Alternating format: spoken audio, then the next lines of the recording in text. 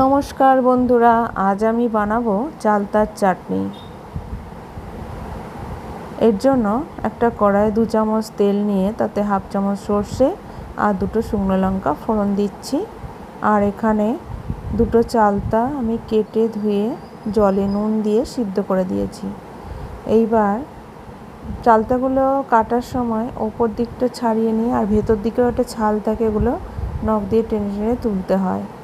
এবার আমি এতে দিচ্ছি 200 গ্রাম মতো চিনি আর দেব পরিমাণ মতো হলুদ, হাফ চামচ মতো হলুদ গুঁড়ো। এবার সব কিছুকে ভালো করে মিশিয়ে কিছুক্ষণ ফুটতে দেব। আর এই ফোড়নটা চাটনির মধ্যে ঢেলে দেবো।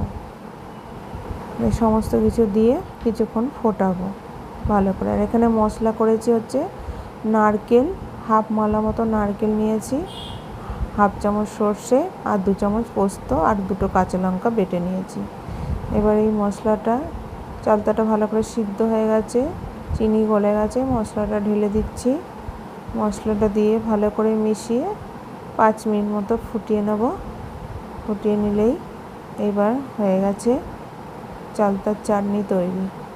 আপনারাও তৈরি করে খেয়ে দেখবেন কেমন লাগে। ভালো লাগলে কমেন্ট করবেন, লাইক করবেন এবং সাবস্ক্রাইব করে আমার পাশে থাকার চেষ্টা করবেন। নমস্কার।